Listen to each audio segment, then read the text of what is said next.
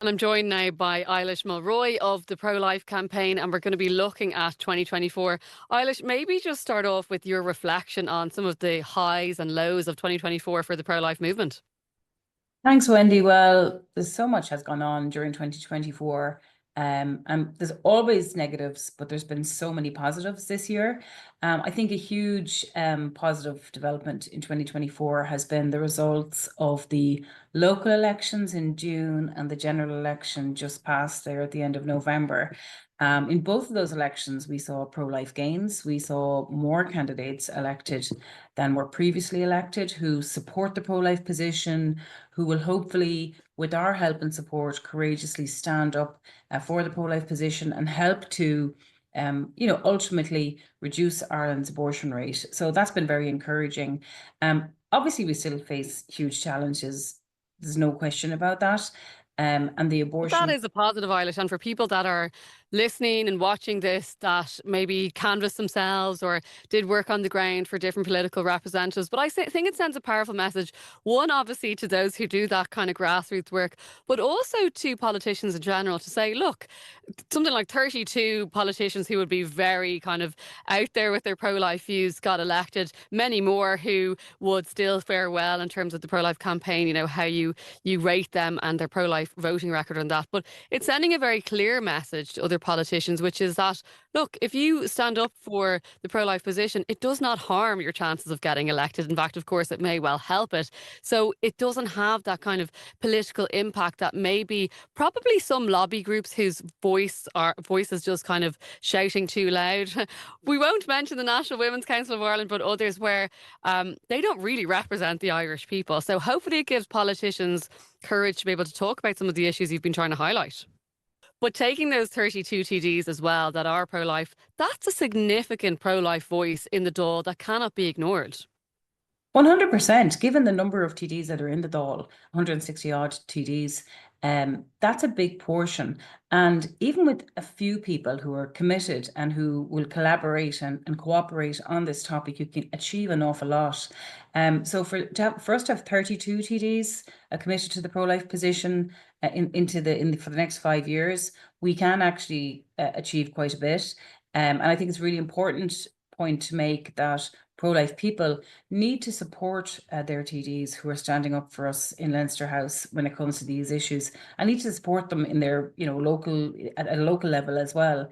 We saw a lot of TDs lose their seats as well, who would have been very strongly in favour of abortion. I mean, one of the cheerleaders of the abortion law, Stephen Donnelly, who was the former Minister for Health, who really was quite intransigent, who was not willing to do anything to seek to reduce the abortion numbers during his term, lost his seat. And that's very important to note that as well. What do you say to pro-life people now, Eilish, as they look ahead to 2025, the fact that now we have a significant number of pro-life TDs in the Dáil? What's our job now? What do we need to do as we look forward to the next year with hope, but also hopefully with energy and drive to make a difference? Well as supporting the pro-life TDs, we also need to continue to remind all of our public representatives that the pro-life issue equals votes at election time. And let's not forget, there's a huge portion of the general public who, even those who might have voted yes for abortion when it was put before the people some years ago, would be really strongly opposed to the way in which there's no real effort within government, or there hasn't been in recent years, to put positive alternatives in front of women who are in unplanned pregnancy.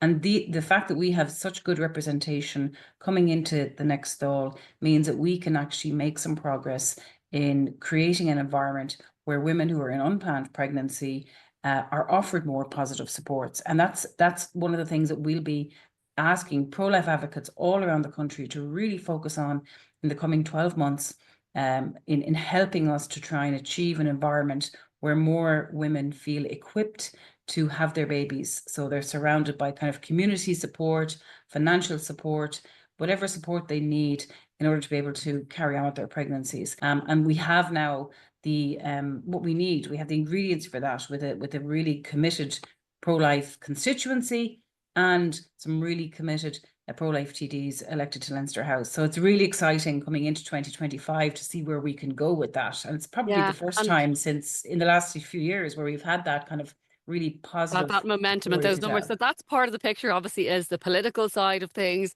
But the other side of things that I've seen really grow, and I know the pro life campaign, I see this, is another area where we can communicate the message, which is on social media. Probably lots of people anecdotally have had the experience I've had where I've posted some things and I'm noticing, because you can see who's looked at your post. Wow, there's a lot more people looking at this than might have ignored it before. I feel like there's a lot more of an appetite. People's eyes are slowly starting to be opened, and you've seen a lot of engagement in this regard over the last year. Absolutely, we have. There's probably a number of reasons for it. I think people are more and more skeptical of legacy media sources because of having seen a lot of bias from organizations like RTE in Ireland over the years. Um, that's one reason I think why people are turning more to social media. There's also, I think, maybe there's more effort going into socials. So a lot of organizations like ourselves and others are putting more time and resources into creating content for people.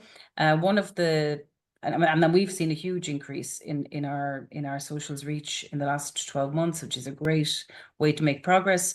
One tweet in particular, which was on the topic of, I don't know, listeners could recall reading about Cillian Murphy, who's of course a famous actor from Cork.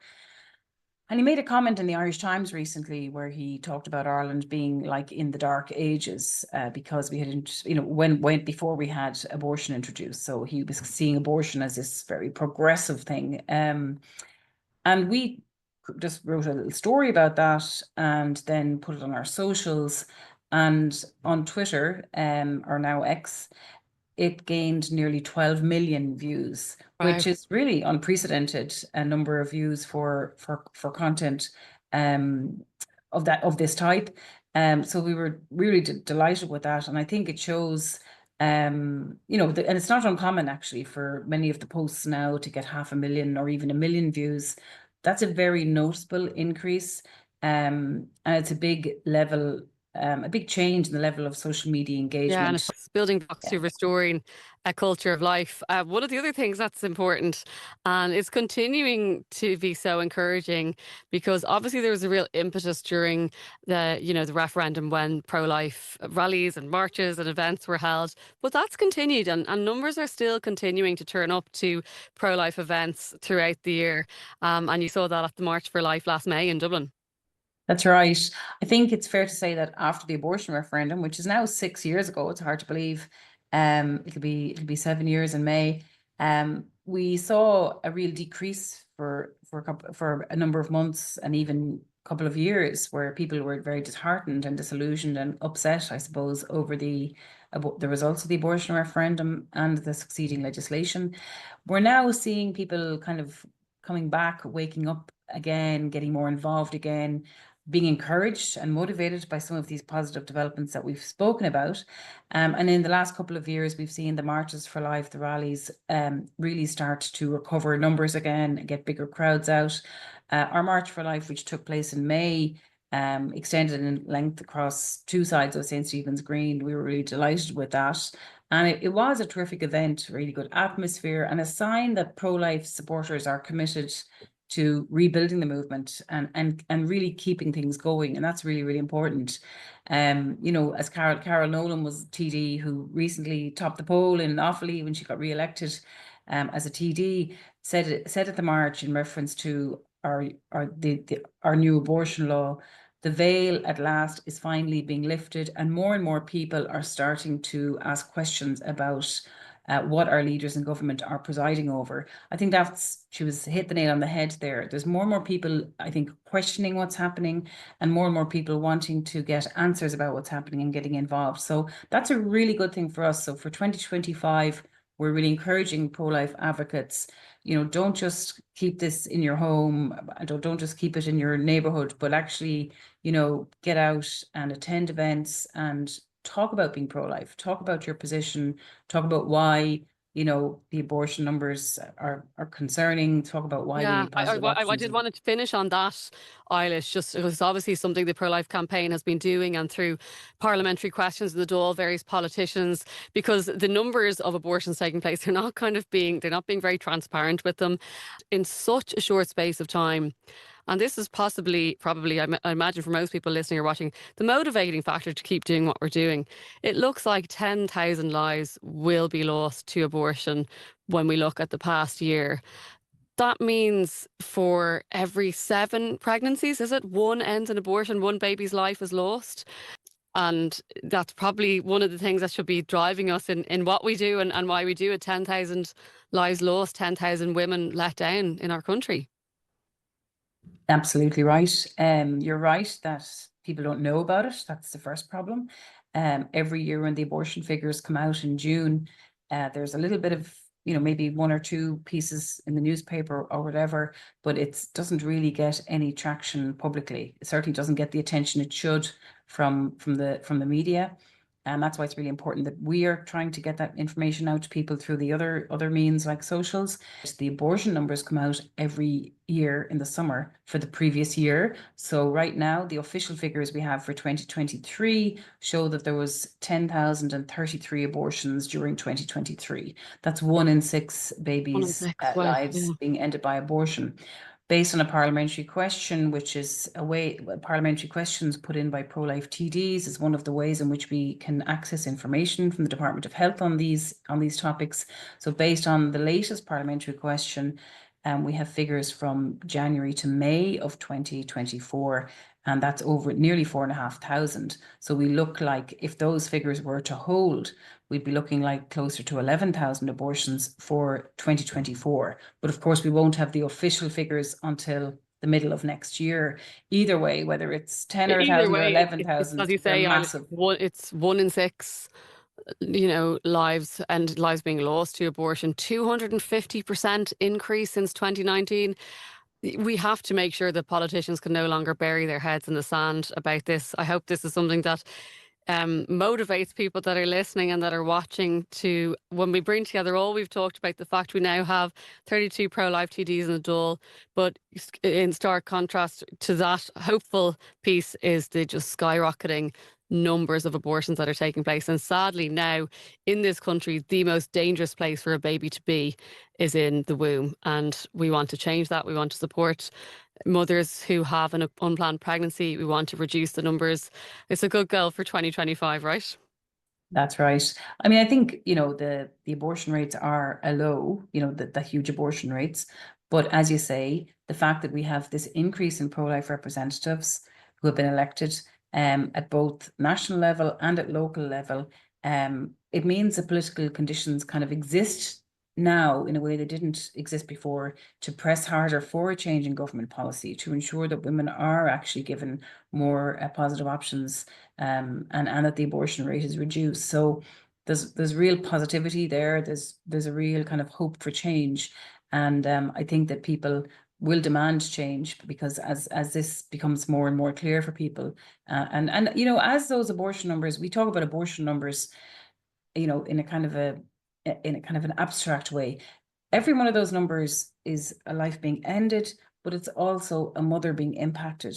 And we know that not every woman suffers a regret after abortion necessarily, but many, many women do. And, those women are also part of the picture. And it was really lovely for us to have in recent months somebody get involved in the campaign who has been through abortion. A very brave woman called Ruth O'Sullivan, who spoke at our national conference last month in October down in Cork, who shared her experience of abortion and her experience of abortion regret. And it's not all negative, because she is committed to help other women. So she wants her voice to be heard and her story to be told about how there was nobody around her telling her she could go ahead with the pregnancy. There was nobody around her encouraging her to move forward with the pregnancy. So she wants to use that story now, and the struggles and the suffering that she's had after that loss, to help other women. So I think as more and more of those stories come to light, that's going to make a big impact. And she's such a brave woman. She's made a video that will be on our socials and on our website very soon. And I would encourage people to look out for that, because it's a really compelling story, and one that our politicians too, and Yeah, all our that new they need to see. politicians need to hear and Yeah, need to see. indeed. Well, Eilis, thanks so much for that recap of all that happened in 2024 and also just looking ahead to 2025. Eilish Mulroy of the Pro Life Campaign, thanks for being with us on We Are Human today.